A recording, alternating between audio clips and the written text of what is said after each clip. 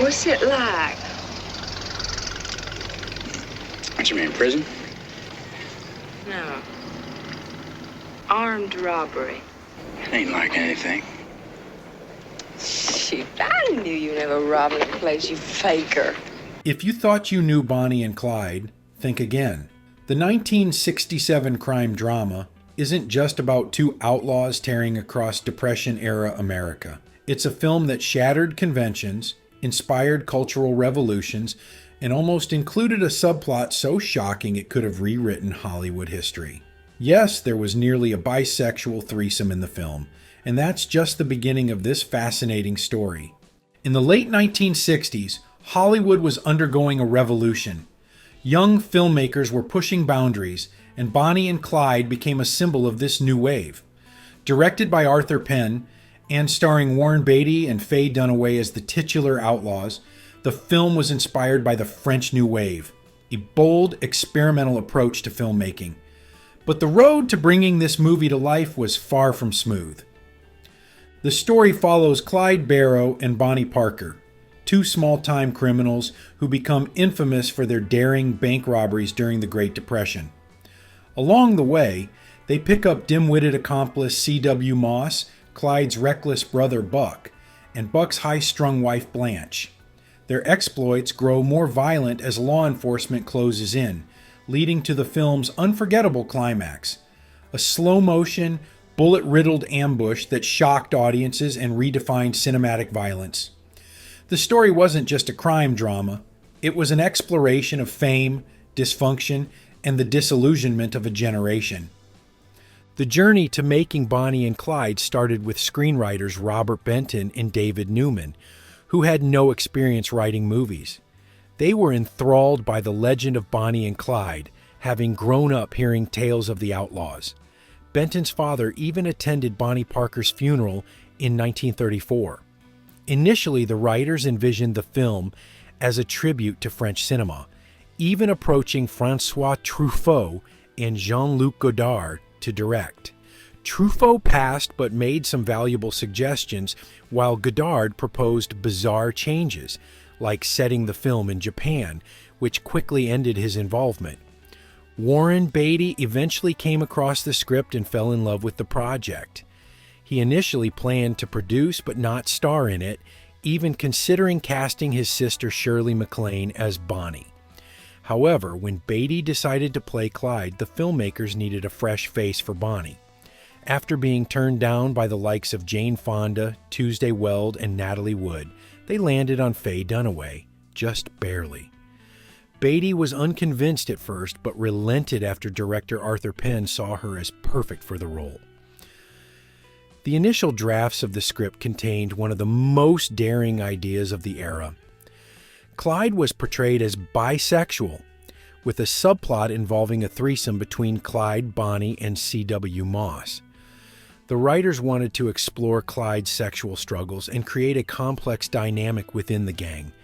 Beatty reportedly had no issue with playing a bisexual character, but both he and Penn feared that audiences would focus on Clyde's sexuality and see it as the cause of his criminality, reinforcing harmful stereotypes.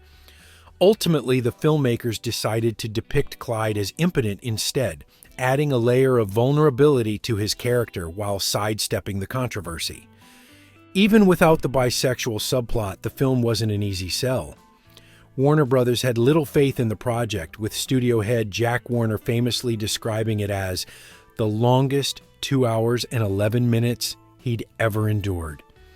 The studio gave the film a limited release in drive-ins and second-run theaters, assuming it would flop. Their lack of confidence, however, proved to be a windfall for Warren Beatty.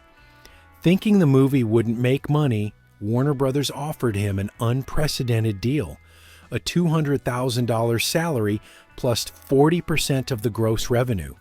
When the film went on to earn more than $50 million, Beatty became incredibly wealthy. Critics initially sided with the studio. The New York Times' Bosley Crowther dismissed the film's violence as gratuitous, sparking a heated debate about brutality in cinema. But The New Yorker's Pauline Kael wrote a glowing 9,000-word review hailing the film as groundbreaking. Other critics began to change their tune, with Newsweek even publishing a retraction of its initial negative review.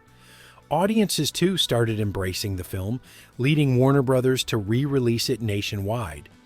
By the end of 1967, Bonnie and Clyde had become a cultural phenomenon and earned 10 Academy Award nominations. The impact of Bonnie and Clyde extended far beyond the box office. Faye Dunaway's costumes, especially her berets and maxi skirts, sparked a fashion trend that brought 1930s-style glamour into the 1960s. The film's use of graphic violence, particularly in the shocking final ambush, broke cinematic taboos and set a precedent for more visceral portrayals of death on screen. Director Arthur Penn drew inspiration from Akira Kurosawa's techniques, blending real-time and slow-motion action to create a hauntingly beautiful massacre that evoked comparisons to the Zapruder footage of JFK's assassination. Behind the scenes, the production was just as intense. Cinematographer Burnett Guffey quit midway through filming after clashing with Penn over the film's visual style. However, Guffey was eventually persuaded to return, and his work earned him an Oscar. Michael J. Pollard, who played C.W. Moss, learned the hard way not to eat during every take of a scene.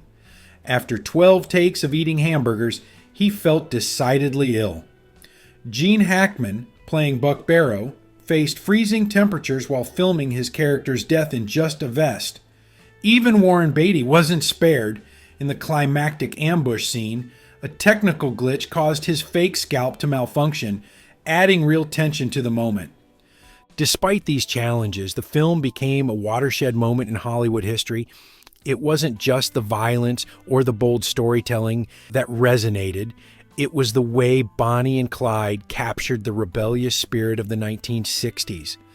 The film portrayed its characters as both glamorous and tragic, reflecting the contradictions of an era marked by social upheaval.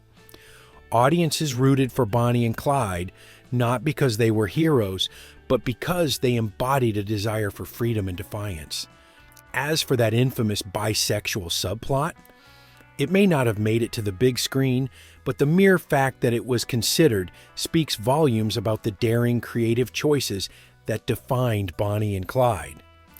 The film remains a testament to the power of pushing boundaries, both in storytelling and in the way Hollywood tells its own story. Now it's time to hear from you. What do you think of the decision to cut the bisexual subplot? Would it have made the film even more groundbreaking, or was it the right call to leave it out? Let us know in the comments.